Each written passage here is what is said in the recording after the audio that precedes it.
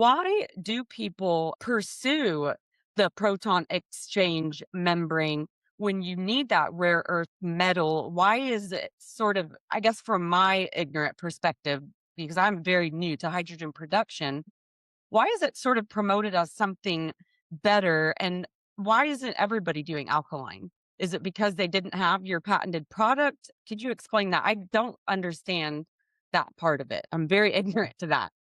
That's a very good question, and there are very many people that understand that answer to that question, but it's better to start with why did they develop proton exchange membrane to begin with? Because alkaline was the original type of electrolyzer. Back when the Germans were electrolyzing hydrogen to make hydrogen to create the hydrogen that you put in the Hindenburg, those were alkaline electrolyzers. Norsk Hydro, one of the oldest electrolyzer companies around. Those are Mm, alkaline electrolyzers. And so why did they go the other way? Because it was thought and it was proven that if you would put a catalyst on your membrane, that you could use less electricity I to see. create the hydrogen.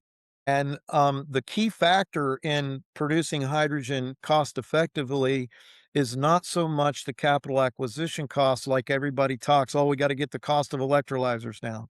No, it is the cost of electricity. It is the single biggest factor when you put the calculations together. That is what costs so much to make hydrogen.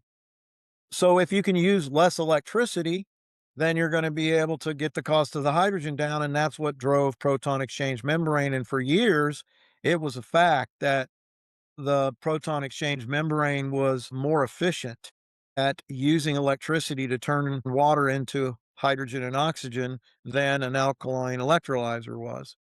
Also, they can produce a lot of pressure. This is less work for your compressor to do if you can give your compressor higher input pressure to begin with. So Right.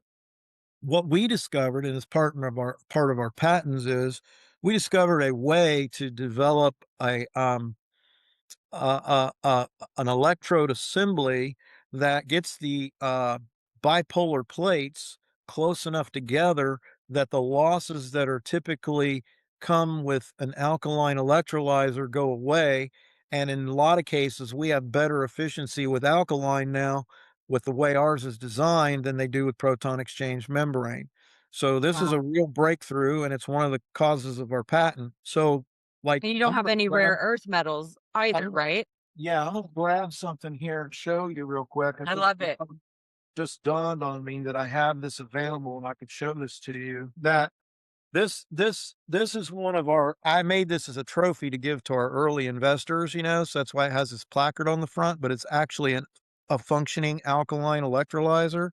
So Nice. on both sides here, you have two electrodes. You have an anode and a cathode, and this over here is the negative input, and this one is the positive input. So because this one's negative, hydrogen is going to come up this column, and oxygen is going to come up this column. And the separation between the two is this big plastic piece on the back. There's like 2.5 inches of plastic between these two electrodes. So if you run this for a really long time, it'll get hot because the distance between the electrodes is creating heat. So you're losing a lot of your electricity making heat Mhm. instead of making hydrogen and oxygen. So the key is how close can you get those electrodes together? And we created a what we call a chamber plate that nestles the bipolar plates, which is what's between the anode and the cathode, to close enough together that you could get water in the cell as fast as gas is coming out of the cell. Mm. Because if you get it too close together, you can't get water in the cell because the viscosity of the water doesn't want to flow up in there fast enough to replace the bubbles as they're coming out. And if you Mhm. get it too close together, also it'll short out. So you have to keep your bipolar plates and your anode and cathode separate from each other. But if you get them too far apart, now you're starting to lose efficiency and heat. So we found that optimal gap in order to make that work. And that's also part of our patent and how we make the electrolysis work more efficiently on alkaline than we do with proton exchange membrane.